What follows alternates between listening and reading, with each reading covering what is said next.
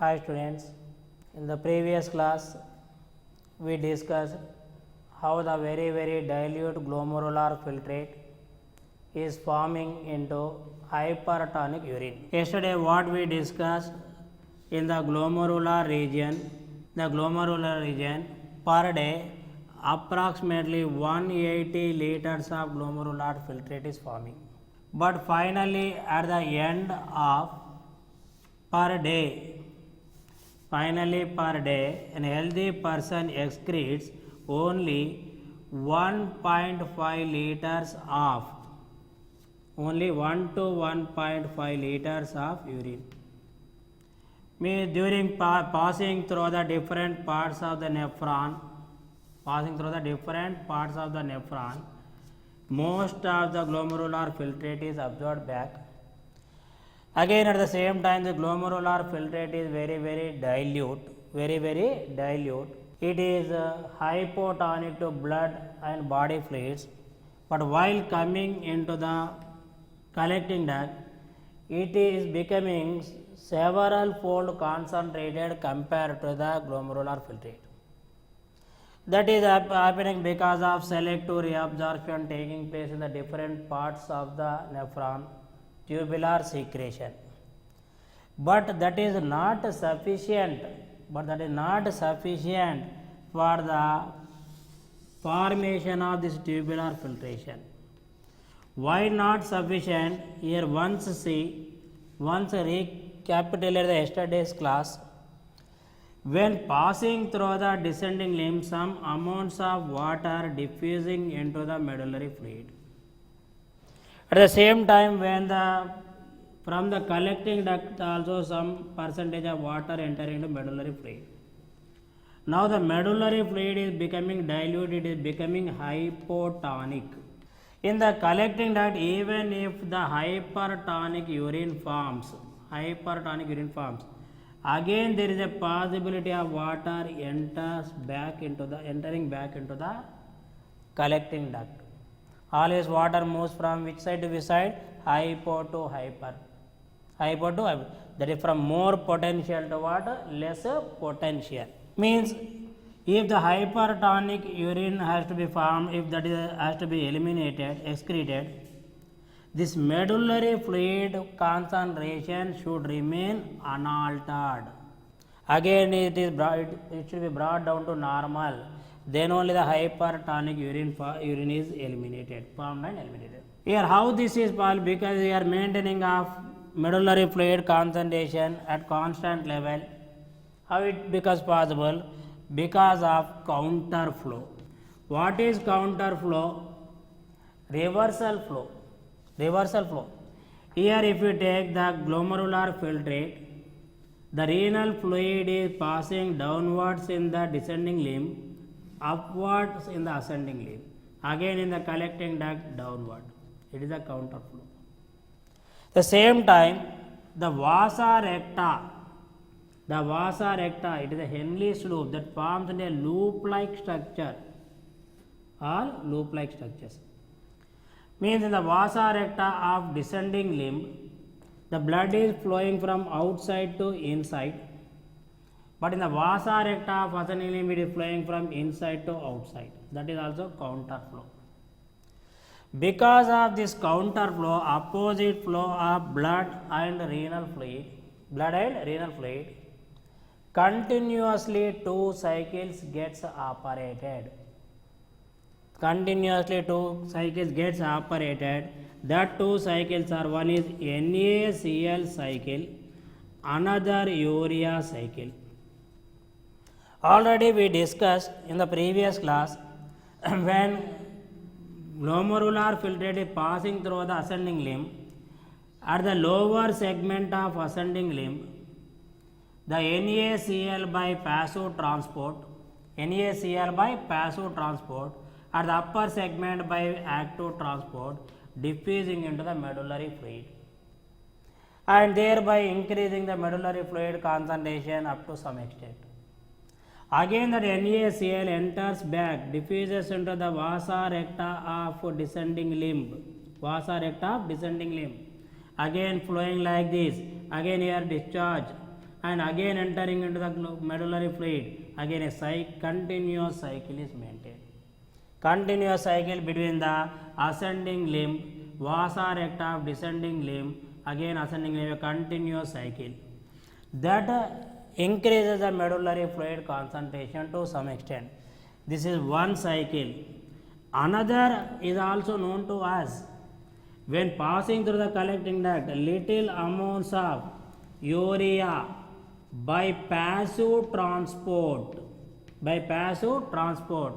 diffusing into the medullary fluid, interstitial fluid. Again that enters back into the renal tubule, at a lower segment of ascending limb, at a thin segment of ascending limb, that is by passive transport. Again here one more cycle, that urea again passes through the DCT collecting duct, again little amounts is diffusing, again the same process repeats. Here two cycles are continuously operating, one NaCl cycle, another urea cycle.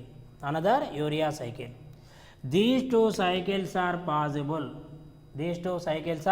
possible only because of reversal flow, counter flow. Once imagine, if this Henle's loop is not there, if the Henle's loop is not there, straight it is there is no counter flow, there is no question of operating NaCl cycle and urea cycle. These two cycles are operating because of what? Main reason for that, what is that? Counter flow. This only called about counter current multiplier of mechanism. Because of this counter flow only, the osmolarity of medullary fluid concentration increases from 300 to 200 osmoles. That becomes isotonic with the renal fluid, urine, which we are calling, that is becoming isotonic. Then there is no question of diffusion of water back into collecting duct, then the hypertonic urine is eliminated. Here one important point to be remembered is the urine excreted by the human beings, it is hypertonic to body fluids, blood, but compared to medullary fluid, compared to interstitial fluid, it is isotonic. Here, in more than this selective reabsorption, tubular secretion that plays a key role in increasing the concentration of urine, but which is playing a key role? Counter current multiplier mechanism.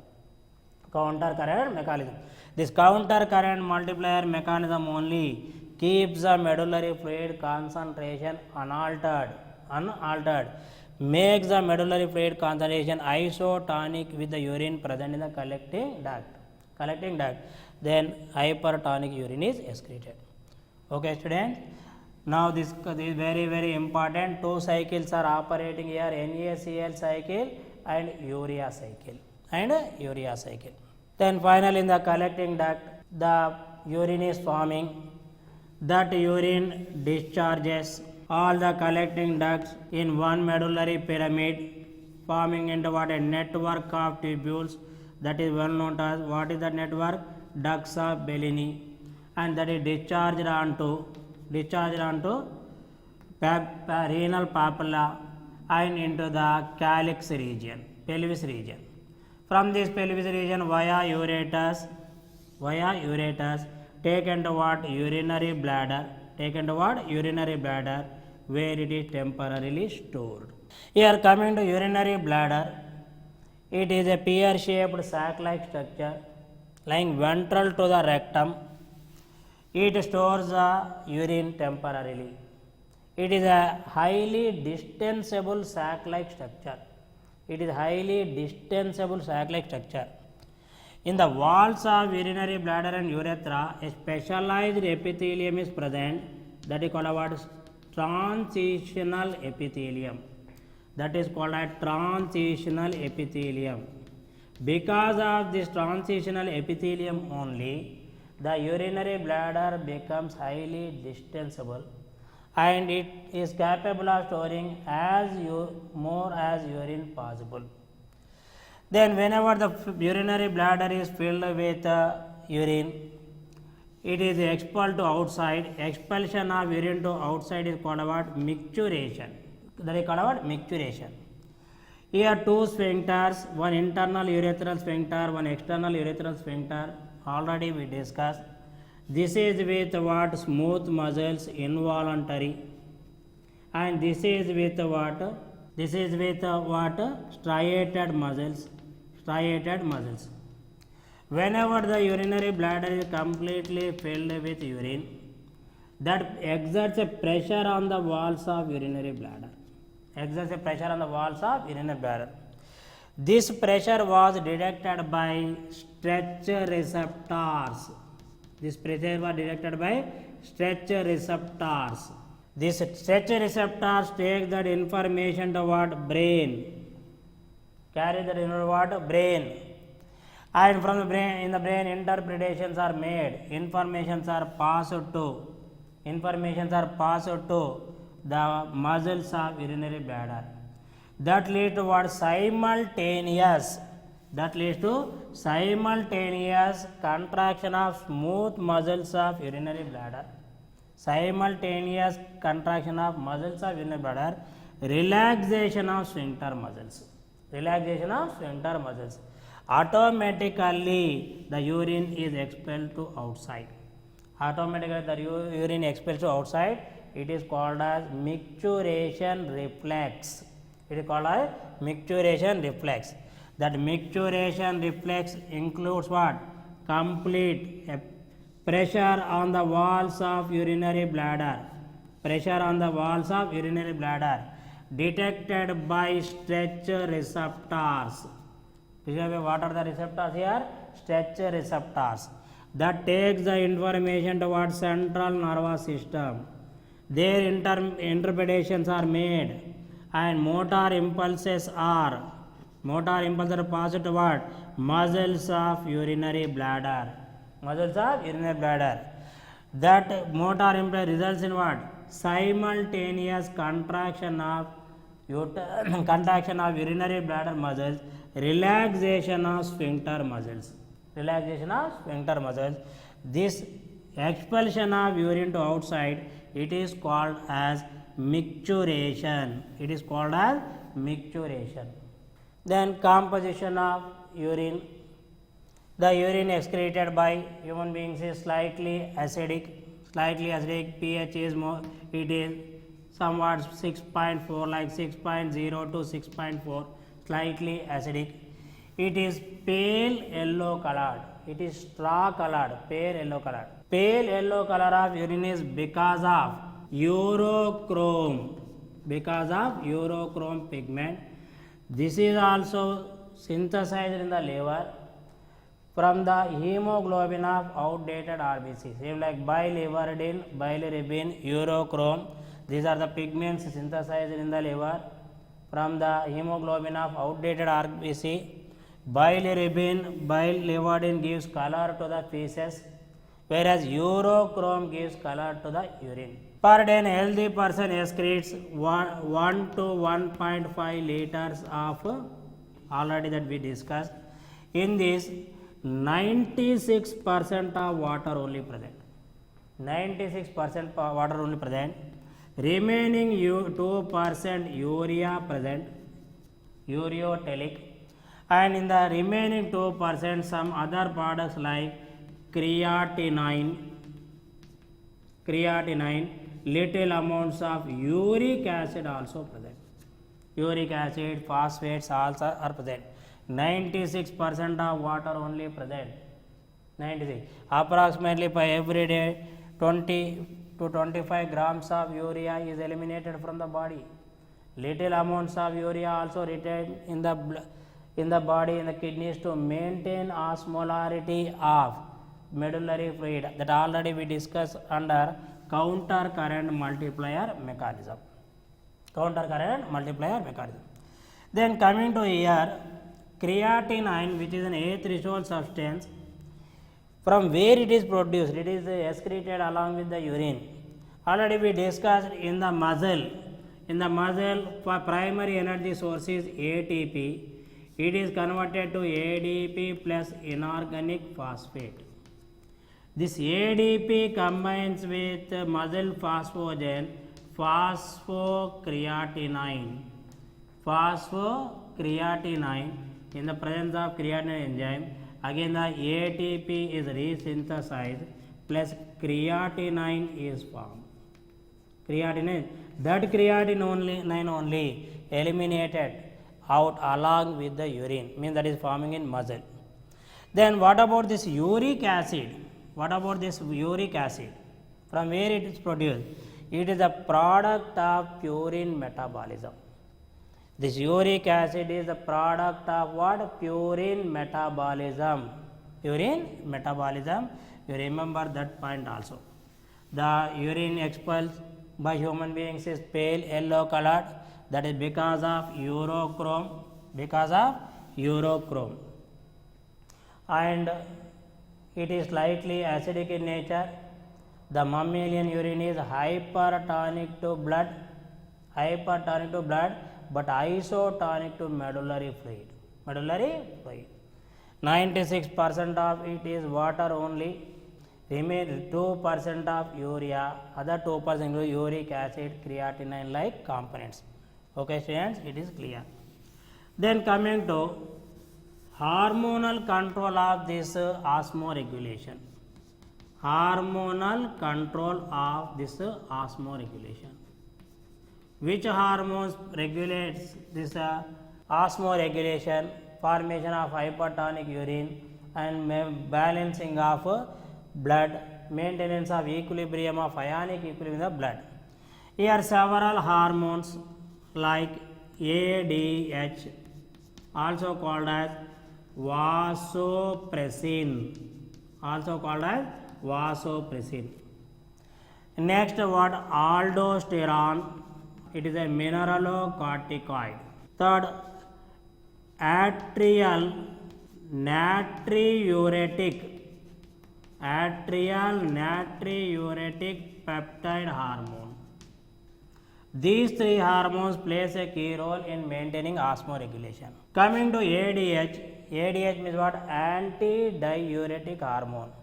Why it is called as antidiuresis means what? Excessive urination. As this hormone is preventing the excessive urination by enhancing the water reabsorption in the DCT and collecting duct, it is ADH.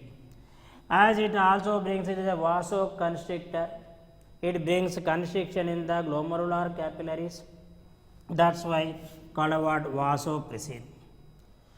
This ADH is secreted by neurosecretory cells of hypothalamus and carried to the posterior pituitary neurohypophysis.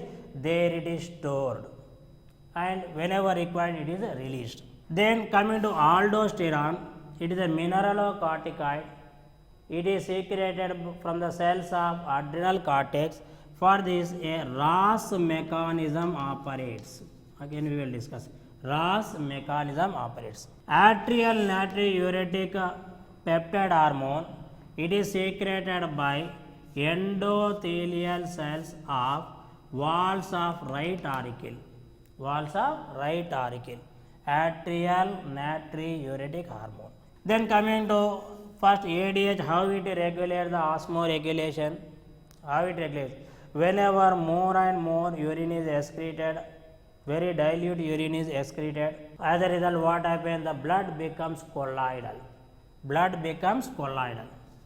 When blood becomes colloidal, osmotic pressure develops in the blood. Colloidal osmotic pressure. This osmotic pressure is detected by osmoreceptors. Which are mostly located in hypothalamus region. In the hypothalamus region only osmoregulatory center also located. Osmoregulator center, where it is located in hypothalamus, that is the floor of diencephalon. Floor of diencephalon. This osmoreceptor detects this osmotic pressure that is developed because of blood colloidal nature, as more water is lost through urine, and send this information towards central nervous system. From the central nervous system, information motor impulse are passed toward neurohypophysis. Neurohypophysis. From the neurohypophysis, ADH is released. ADH is released. This ADH binds to the ADH receptors. Bind to the ADH receptors present on the cuboidal cells of DCT and collecting duct. DCT and collecting duct increases the permeability of the cells and increases the water reabsorption in that region, thereby minimizes the water loss. Minimizes the water. In that way, maintains what? Osmoregulation. At the same time, as it is a vasoconstrictor, also by bringing the constriction of glomerular capillaries, decreases glomerular filtrate rate also. Decreases glomerular filtrate rate also. In that way, ADH is regulating the osmoregulation. Then coming to aldosterone. Aldosterone. For that, a RAS mechanism operates. What is RAS mechanism? Renin, angiotensin, aldosterone system. Renin, angiotensin, aldosterone pathway system. Whenever the blood is flowing through the hypokinetic afferent artery with low speed, that is what hypokinetic circulation, and whenever more water is lost, whenever the blood becomes more colloidal, automatically the velocity of the blood flow rate decreases. As a result, from these juxtaglomerular cells, renin hormone is secreted. This renin via blood taken to liver, where it converts angiotensinogen secreted by the liver cells and converts into, this renin is converting, that is what? Angiotensin 1. This angiotensin 1 is carried to what? Lungs and endothelial cells of lungs secretes one enzyme called what? Angiotensin converting enzyme that converts the angiotensin 1 to what? Angiotensin 2. This angiotensin 2. Here renin also called as what? Angiotensinogenase. Renin also called as what? Angiotensinogenase. Don't confuse here. Angiotensinogenase converts what? Angiotensinogen to what? Angiotensin 1. That is converted to angiotensin 2 by what? Angiotensin converting enzyme that is produced by the cells of lungs. This angiotensin 2 itself, it is a powerful vasoconstrictor. It also decreases the glomerular filtrate rate. It also decreases what? Blood pressure rate. This angiotensin 2 in turn stimulates the adrenal cortex to secrete what? Aldosterone. It is a mineralocorticoid. It enhances the tubular secretion in the PCT, DCT part, and also enhances the water reabsorption, thereby makes the blood dilute and maintains the pH blood, maintains the ionic equilibrium of the blood. This is completely, it is called what? RAS mechanism. Then finally coming to atrial natriuretic peptide hormone. Whenever blood volume increases, whenever blood becomes dilute, whenever blood pressure increases, whenever the blood is flowing through the right auricle with high pressure, high pressure. Here endothelial cells of right auricle secretes atrial natriuretic factor. It is a vasodilator. It is a check on Ross mechanism. It is a this is a vasodilator.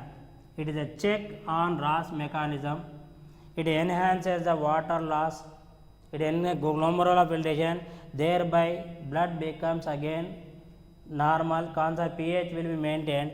Blood pressure is brought down to normal. In this way, these three hormones, ADH, aldosterone, atrial natriuretic peptide hormone, whenever this, if ADH secretion, low secretion of ADH occurs, what happens? Water reabsorption does not occur in the DCT region and in the collecting duct region. That leads to disorder diabetes. Diabetes insipidus. Diabetes mellitus is different, that is due to what? Deficiency of insulin. Diabetes insipidus is because of deficiency of what? ADH. Similarly, aldosterone deficiency also leads to a Conn's syndrome. Again, that we will discuss under hormonal endocrine system and hormones. Endocrine system and hormones. Okay, so from this also there is a possibility of getting one question. Go through this chart again. Here ADH receptors are present on the cells of the DCT and collecting duct, and osmoreceptors which directs the osmotic pressure, stretch receptors that helps in micturition, all that again once again go through that. Thank you students. In the next class we will discuss about what are the other organs that are playing a key role in the excretion, and what are the disorders of excretory system. Okay, thank you students.